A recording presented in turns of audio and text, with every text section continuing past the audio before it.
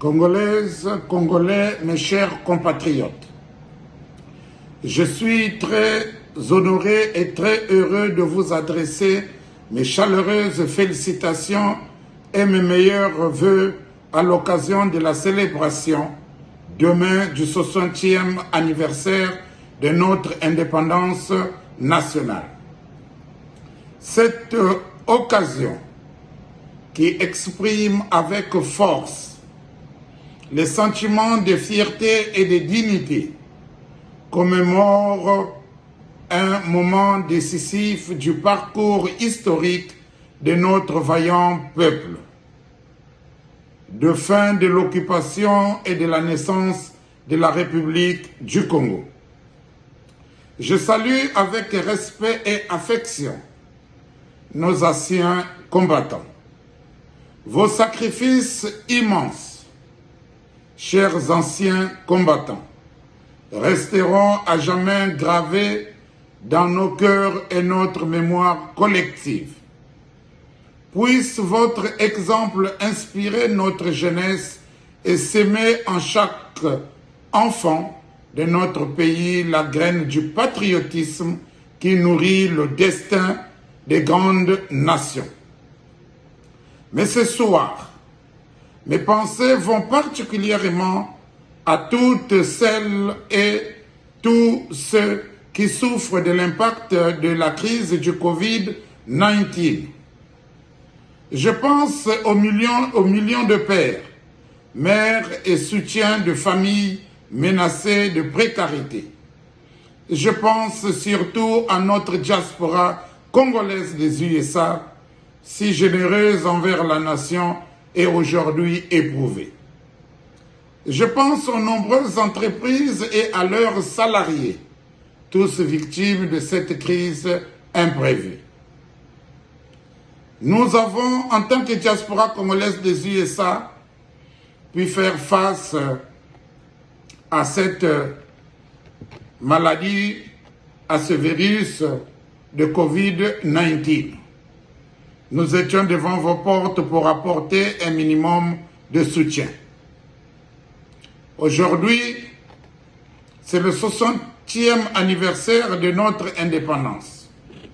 Je voudrais ici dire à toute la diaspora congolaise des États-Unis de continuer à garder espoir et de continuer à cultiver la paix entre nous, partout où vous vous trouvez, dans les 52 États du pays qui nous a accordé l'hospitalité. Que vos petits conflits inutiles au sein de communautés puissent s'arrêter et que vous cultivez l'amour entre nous. Vous m'avez choisi pour diriger les destinées de cette diaspora.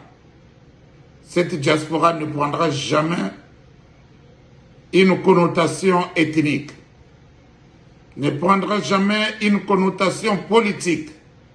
Cette diaspora va être là pour servir les Congolaises et les Congolaises de la diaspora congolaise des USA.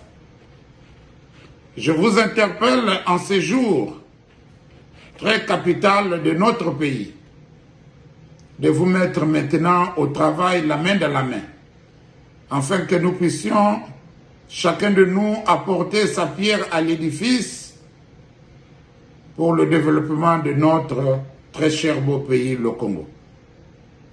La diaspora congolaise est là pour travailler avec tous les présidents à la tête de notre pays. La diaspora congolaise des USA n'est pas là pour choisir avec qui il faut travailler. N'importe quel président, qu'il soit du Nord, qu'il soit du Sud, qu'il soit de l'Est ou de l'Ouest, il est le président de notre pays.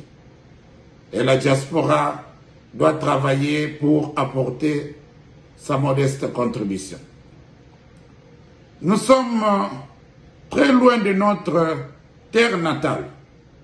Il nous revient à nous de faire des efforts, de s'entraider et de nous aimer afin que demain, nous puissions bâtir ici, aux États-Unis, un Congo uni et prospère. Je voudrais vous rappeler encore qu'une fois de plus, vous avez montré votre attachement à cette diaspora, à la demande d'aide d'un compatriote en difficulté. Vous êtes en train de prouver au monde entier que nous pouvons faire mieux. Je vous encourage encore.